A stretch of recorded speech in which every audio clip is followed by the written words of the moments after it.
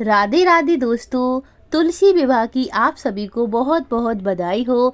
आज के वीडियो में तुलसी विवाह की बहुत ही सरल विधि आज मैं आपको बताऊंगी कि घर पर आप आसान तरीके से किस तरह तुलसी का विवाह कर सकते हैं। देखिए, देव उठानी एकादशी के दिन तुलसी जी का विवाह कराया जाता है। कार्तिक मास में जो देव उठनी एकादशी आती है, यानी कि देव उठनी एकादशी से कार्तिक पूर्णिमा तक आप कभी भी तुलसी जी का विवाह करा सकते हैं। ऐसा कहा जाता है कि जो भी शादीशुदा जोड़े हैं उनके जीवन में, यानी कि उनके दाम्पत्य जीवन में कोई परेशानी है, कोई कलह है, तो अगर आप तुलसी जी का विवाह कराएंगे तो आपके दाम्पत्य जीवन की सारी परेशानियां दूर हो जाएंगी। और जो युवक और युवतियां हैं जिनके विवाह होने में देर हो रही है या फिर कोई अड़चन आ रही है, अगर वो तुलसी जी के विवाह में शामिल होते हैं तो शीघ्र ही उनके विवाह के योग बन जाते हैं। तो चलिए दोस्तों, आज के वीडियो में हम जानते हैं कि किस तरह हम घर पर आसानी से तुलसी जी का विवाह करा सकते हैं। अगर आपको मेरे द्वारा जानकारी अच्छी लगे तो प्लीज़ चैनल को सब्सक्राइब ज़रूर करें। तो चलिए वीडियो शुरू करते हैं। तो तुलसी जी का विवाह कराने के लिए सबसे पहले हम उस स्थान को अच्छे से साफ कर लेंगे जहाँ पर हम तुलसी जी का विवाह कराएंगे, यानी कि उस स्थान को हम अच्छे से गेरू से, गाय के गोबर से या फिर हल्दी से अच्छे से लीप लेंगे इस तरीके से। तो यहाँ पर मैंने गेरू से ज़मीन को अच्छे से लीप लिया है। आप चाहें तो यहाँ पर हल्दी या फिर गाय के गोबर का भी प्रयोग कर सकते हैं। उसके बाद यहाँ पर हम तुलसी माता का जो गमला है वो लेकर आएंगे और तुलसी जी का विवाह कराने के लिए सबसे पहले हम गमले को अच्छे तरीके से साफ़ कर लेंगे। आप चाहें तो गमले में अच्छे से कलर कर सकते हैं, जैसे भी आप करना चाहें वैसे कर सकते हैं। और उसके बाद हम अच्छा सुंदर सा मंडप सजा लेंगे। तो यहाँ पर मुझे आप चाहें तो यहाँ पर रंगोली वगैरह भी बना सकते हैं, पर मुझे यहाँ पर रंगोली बनानी नहीं आती है, तो यहाँ पर मैं इस तरीके से आटे से ही चौक पूर ले रही हूँ। अगर आपको रंगोली बनानी आती है तो आप यहाँ पर सुंदर सी रंगोली भी बना सकते हैं। तो यहाँ पर इस तरीके से हम यहाँ चौक पूर लेंगे। दोस्तों, मंडप को अच्छे से सजाने के लिए आप यहाँ पर लाइट वगैरह भी लगा सकते हैं, यानी कि आप सुंदर सी यहाँ पर डेकोरेशन भी कर सकते हैं। क्योंकि तुलसी जी का विवाह यहाँ पर हम करा रहे हैं तो आप इसको अच्छे से सजा सकते हैं। और उसके बाद बीच में हम स्वास्तिक बना लेंगे, क्योंकि स्वास्तिक काफ़ी ज़्यादा शुभ माना जाता है। और उसके बाद यहाँ पर हम थोड़े से पुष्प और चावल रखकर गणेश जी को स्थान देंगे, क्योंकि गणेश जी प्रथम पूजनीय होते हैं। कोई भी पूजा पाठ में सबसे पहले हमें गणेश जी की ही पूजा करनी होती है।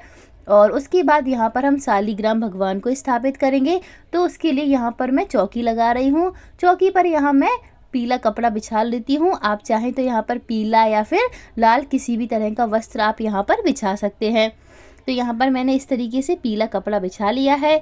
उसके बाद यहाँ पर मैं एक आसन और लगाऊंगी और उसके ऊपर भी मैं इस तरीके से लाल कपड़ा बिछा लूँगी। और इसके बाद यहाँ पर हम शालिग्राम भगवान के लिए आसन स्थापित करेंगे। तो अगर आपके पास कोई छोटा सा लकड़ी का कोई पटा वगैरह है तो वो भी आप यहाँ पर शालिग्राम भगवान के लिए रख सकते हैं। तो यहाँ पर मैंने शालिग्राम भगवान के लिए आसन अच्छे से तैयार कर लिया है। तो अब हमें क्या करना है कि यहाँ पर हम थोड़े से पुष्प डालेंगे और शालिग्राम भगवान के लिए यहाँ पर हम अच्छा सा आसन तैयार करेंगे। तो इस तरीके से मैंने पीले रंग का यहाँ पर आसन रख लिया है और उसके ऊपर हम यहाँ पर शालिग्राम भगवान को स्थापित करेंगे। तुलसी जी का विवाह शालिग्राम भगवान जी के साथ कराया जाता है, तो यहाँ पर मैंने शालिग्राम भगवान को यहाँ पर स्थापित कर लिया है। लेकिन दोस्तों, अगर आपके पास शालिग्राम भगवान नहीं है तो आप विष्णु जी की कोई फ़ोटो या फिर मूर्ति लेकर भी उनसे तुलसी जी का विवाह करा सकते हैं।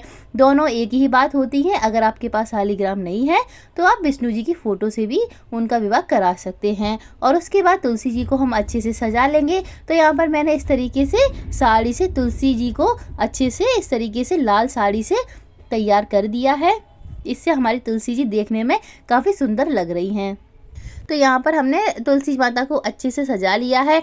अगर आप तुलसी माता को साड़ी नहीं पहनाना चाहते हैं तो आप यहाँ पर तुलसी माता को अच्छे से कलर कर सकते हैं, उनके ऊपर अच्छे से रंगोली कर सकते हैं। अब इसके बाद यहाँ पर हम दीपक की स्थापना करेंगे। तो थोड़े से पुष्प डालकर यहाँ पर मैं दीपक की स्थापना कर दे रही हूँ। दीपक आप सरसों का या फिर गेहूँ का या फिर तिल का, किसी भी तेल का यहाँ पर आप जला सकते हैं। तो यहाँ पर हमने दीपक की भी स्थापना कर ली है। अब इसके बाद हम थोड़े से चावल और पुष्प डालकर कलश की स्थापना करेंगे। देखिए दोस्तों, आप कोई भी शुभ कार्य करें, कोई भी शादी विवाह करें तो उसमें कलश की स्थापना बहुत ज़रूरी होती है। हमें कलश की स्थापना करनी ही चाहिए। कलश के अंदर हम हल्दी, सुपारी, लौंग, फूल आदि चीज़ें डाल देंगे। साथ ही हम यहाँ पर सिक्का भी डाल देंगे और कलश पर यहाँ मैंने स्वास्तिक बना लिया है और कलश के गले पर मैंने यहाँ पर मौली बांध दी है। अब यहाँ पर हम पंच पल्लव लेंगे, यानी आप यहाँ पर चाहें तो आम के पत्ते ले सकते हैं या फिर आप चाहें तो यहाँ पर अशोक के पत्ते भी ले सकते हैं। और उसके बाद यहाँ पर हम नारियल रख देंगे और नारियल पर भी हम इस तरीके से मौली लपेट देंगे। तो यहाँ पर हमने कलश की स्थापना कर ली है। इसके बाद हम सारी चीज़ों को शुद्ध जल से इस तरीके से शुद्ध कर लेंगे। तो यहाँ पर हमने जल को शुद्ध कर लिया, जल से सारी चीज़ों को शुद्ध कर लिया है। अब हमें क्या करना है कि हमें तुलसी माता और शालिग्राम भगवान को हल्दी से उपटन करना है, क्योंकि हम जब भी कोई शादी विवाह करते हैं तो उसमें उपटन लगाया जाता है। तो यहाँ पर मैं हल्दी से सबसे पहले शालिग्राम भगवान को उपटन लगाऊंगी। तो यहाँ पर मैंने शालिग्राम भगवान को उपटन लगा दिया है। अब इसके बाद यहाँ पर हम तुलसी माता को भी उपटन लगाएंगे। तो इस तरीके से हम तुलसी माता पर भी उपटन लगा देंगे और उपटन लगाने के बाद हम उनको भाव स्वरूप स्नान कराएंगे, क्योंकि जब हमारी शादी विवाह होते हैं तो हम उपटन के बाद स्नान करते हैं। तो यहाँ पर हम तुलसी माता और शालिग्राम भगवान को भाव स्वरूप स्नान करा देंगे। तो यहाँ पर हमने स्नान करा दिया है। अब इसके बाद हम सबसे पहले भगवान गणेश को जनेऊ अर्पित करेंगे, क्योंकि कोई भी पूजा पाठ में भगवान गणेश को सबसे पहले जो भी चीज़ अर्पित की जाती है भगवान गणेश को ही की जाती है। और उसके बाद यहाँ पर हम शालिग्राम भगवान को भी जनेऊ अर्पित कर देंगे।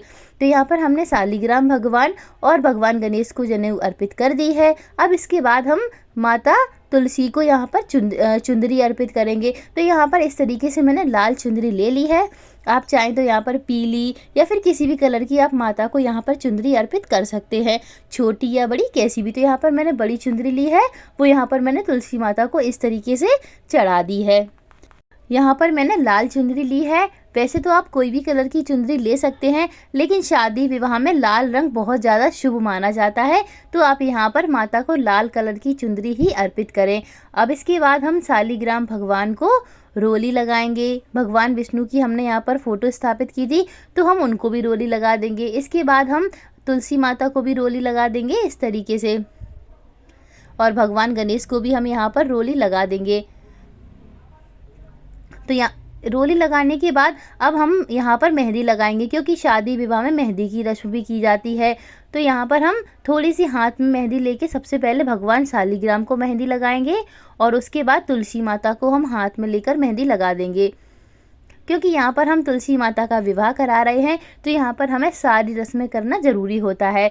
तो यहाँ पर हमने शालिग्राम भगवान और माता तुलसी को इस तरीके से मेहंदी लगा दी है। अब हम तुलसी माता को यहाँ पर चूड़ी पहनाएंगे। तो यहाँ पर हमने लाल रंग की चूड़ी ली है। यहाँ पर मैंने माता रानी को लाल रंग की चूड़ी चढ़ा दी है, क्योंकि मुझे लाल रंग बहुत ज़्यादा अच्छा लगता है, इसीलिए मैंने यहाँ पर तुलसी माता के लिए लाल चुंदरी और लाल ही चूड़ी ली है। अब इसके बाद हम सभी भगवान को पुष्प अर्पित करेंगे। तो सबसे पहले भगवान गणेश को पुष्प अर्पित करेंगे, उसके बाद तुलसी माता को यहाँ पर हम पुष्प अर्पित कर देंगे। पुष्प आपको जैसे मिल जाए, लाल, पीले, सफ़ेद, जैसे भी पुष्प मिल जाए वैसे आप यहाँ पर सभी भगवान को पुष्प अर्पित कर सकते हैं। लाल मिल जाए तो बहुत अच्छा है, बाकी जैसे भी पुष्प मिले वैसे पुष्प आप यहाँ पर सभी भगवान को चढ़ा सकते हैं। तो यहाँ पर इस तरीके से हमने सभी शालिग्राम भगवान, तुलसी माता, सभी को यहाँ पर हमने पुष्प अर्पित कर दिए हैं। इसके बाद हम सभी देवी देवताओं पे अक्षत अर्पित करेंगे। तो सबसे पहले भगवान गणेश को, उसके बाद शालिग्राम भगवान, सभी को यहाँ पर हम अक्षत अर्पित कर देंगे। इसके बाद हम तुलसी माता को साड़ी चढ़ाएंगे। तो आप यहाँ पर 1, 3, 5, 7 जैसी भी आपसे बन पड़े आप यहाँ पर तुलसी माता को साड़ी चढ़ा सकते हैं। तो यहाँ पर मैंने एक साड़ी ली है, वो यहाँ पर मैंने तुलसी माता को चढ़ा दी है। इसके बाद साथ में ही हम श्रृंगार का सामान भी ले लेंगे। आप यहाँ पर 16 श्रृंगार का सामान ले सकते हैं तुलसी माता को चढ़ाने के लिए। तो यहाँ पर मैंने ज़रूरत का सारा सामान तुलसी माता के लिए ले लिया है, जो कि श्रृंगार का सामान होता है। उसके बाद यहाँ पर हम बर्तन ले लेंगे। तो आपके पास 5, 7, 10, 11 जैसे बर्तन बन जाए वैसे आप यहाँ पर तुलसी माता को चढ़ा सकते हैं, क्योंकि शादी विवाह में बर्तन की रस्म भी की जाती है, इसीलिए यहाँ पर मैंने बर्तन भी ले लिए हैं। तो यहाँ पर हमने सारी चीज़ें जो है तुलसी माता को अर्पित कर दी हैं। अब इन सभी के बाद हम तुलसी माता और शालिग्राम भगवान की वरमाला कराएंगे। तो वरमाला कराने के लिए यहाँ पर मैंने 2 मालाएं ले ली हैं। तो सबसे पहले माला हम शालिग्राम भगवान को इस तरीके से इस तरीके से टच कराएंगे और शालिग्राम भगवान को टच कराने के बाद हम यहाँ पर तुलसी माता को माला इस तरीके से पहना देंगे। वैसे तो यहाँ पर कोई स्त्री या पुरुष दोनों लोग, अगर आपका गमला छोटा है तो एक हाथ में शालिग्राम भगवान और एक हाथ में तुलसी माता को लेकर उनकी वरमाला करा सकता है। और इसके बाद हम तुलसी माता से वरमाला टच कराकर भगवान शालिग्राम को इस तरीके से वरमाला पहना देंगे। तो यहाँ पर हमने शालिग्राम भगवान और माता तुलसी की वरमाला करा दी है। तो यहाँ पर हमने वरमाला की रस्म संपन्न कर ली है। इसके बाद हम शादी की अगली रस्म कराएंगे और वो है गठबंधन। अब हम तुलसी माता और भगवान शालिग्राम का यहाँ पर गठबंधन कराएंगे। तो उसके लिए यहाँ पर हम एक पीले रंग का कपड़ा ले लेंगे, क्योंकि तुलसी माता को तो हमने पहले से ही साड़ी उड़ा के रखी है और यहाँ पर गठबंधन कराने के लिए हमने यहाँ पर पीले रंग का वस्त्र ले लिया है।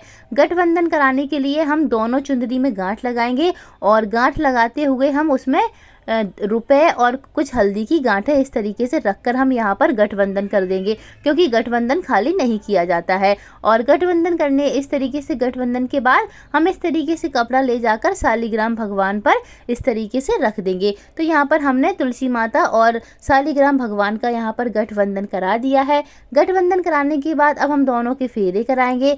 तो फेरे कराने के लिए हमें क्या करना है कि 7 बार शालिग्राम भगवान को तुलसी माता के यहाँ पर फेरे करवाने हैं। आप चाहें तो नारियल लेकर भी यहाँ पर तुलसी माता का जो है शालिग्राम भगवान के रूप में फेरे करा सकते हैं, और यदि कोई पुरुष है तो भगवान शालिग्राम को लेकर उनके यहाँ पर फेरे करा सकते हैं।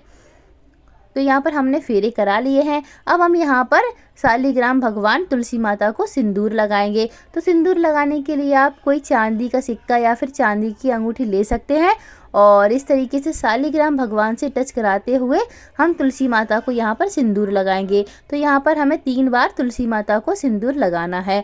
तो इस तरीके से भगवान शालिग्राम तुलसी माता को सिंदूर लगा देंगे। तो यहाँ पर हमने सिंदूर की रस्म भी संपन्न कर ली है। अब हम यहाँ पर भोग अर्पित करेंगे, क्योंकि शादी विवाह में भोग बहुत ज़रूरी होता है। जब भी शादी विवाह होते हैं तो उसमें बहुत सारे व्यंजन बनते हैं। तो यहाँ पर हमने इस तरीके से सारे भोग समर्पित कर दिए हैं और इसके बाद यहाँ पर हम फल समर्पित करेंगे। तो जो भी मौसमी फल है वो आप यहाँ पर समर्पित कर सकते हैं और साथ ही हम यहाँ पर आंवले को ज़रूर समर्पित करेंगे। तुलसी के विवाह में आंवले का बहुत ज़्यादा महत्व होता है। तो यहाँ पर हमने भोग और फल वगैरह सब कुछ यहाँ पर तुलसी माता को समर्पित कर दिया है। इसके बाद हम तुलसी माता को दक्षिणा समर्पित करेंगे। तो आपसे जितने भी बन पड़े 51, 100, 10, 21 जैसे भी रुपए आपसे बने वो आप यहाँ पर तुलसी माता को समर्पित कर सकते हैं। अब इसके बाद यहाँ पर हमने जो दीपक की स्थापना की थी उसमें हम अग्नि प्रज्वलित कर देंगे। तो इस तरीके से यहाँ पर हमने अग्नि प्रज्वलित कर दी है। अब इसके बाद हम तुलसी माता की फेरी लगाएंगे। तो फेरी आप यहाँ पर 5 फेरी लगा सकते हैं, आप यहाँ पर 7 फेरी लगा सकते हैं या फिर 21 या 51 जैसी आपसे बने वैसी आप यहाँ पर फेरी लगा सकते हैं। तो दोस्तों यहाँ पर मैंने 7 फेरी लगाई हैं माता तुलसी की। तो यहाँ पर हमने फेरी संपन्न कर ली है और फेरी संपन्न होने के बाद अब हम यहाँ पर क्या करेंगे कि धूप दीप की स्थापना कर लेंगे। तो यहाँ पर हमने धूप दीप की स्थापना कर ली है। धूप दीप से क्या होता है कि सारी नकारात्मक शक्तियाँ यहाँ से दूर हो जाती हैं और सकारात्मक शक्ति का वास होता है। और इसके बाद यहाँ पर अब हम कपूर जलाकर तुलसी माता और शालिग्राम भगवान की आरती करेंगे। तो सबसे पहले यहाँ पर हम भगवान गणेश की आरती करेंगे और उसके बाद तुलसी माता और शालिग्राम भगवान की यहाँ पर हम आरती कर देंगे। आरती आप फ़ोन में देखकर या फिर किताब में पढ़कर भी कर सकते हैं। और आरती के बाद आपसे शादी में रही गलतियों के लिए तुलसी माता और भगवान शालिग्राम से क्षमा याचना आप यहाँ पर मांग सकते हैं। और इसके बाद हमने जो भोग प्रसाद चढ़ाया है उसको आप घर के सभी सदस्यों में बांट सकते हैं या फिर किसी गरीब व्यक्ति को भी आप यहाँ पर दे सकते हैं। और जो हमने यहाँ पर कलश की स्थापना की थी वो आप अगर आप सुबह के समय पूजन कर रहे हैं तो वो सूर्यदेव को अर्घ दे दें या फिर शाम के समय कर रहे हैं तो आप चंद्रदेव को अर्घ दे सकते हैं। और उसके बाद हमने जो भी तुलसी माता को सामान अर्पित किया है, साड़ी, श्रृंगार का सामान, बर्तन, वो आप किसी ब्राह्मणी को दे सकते हैं या फिर आप किसी गरीब महिला को भी ये सारी चीज़ें दान कर सकते हैं। तो दोस्तों ये था तुलसी विवाह से संबंधित छोटा सा वीडियो। अगर आपको ये जानकारी अच्छी लगी हो तो प्लीज़ चैनल को सब्सक्राइब और वीडियो को लाइक ज़रूर कर दें। धन्यवाद। मिलते हैं अगले वीडियो में।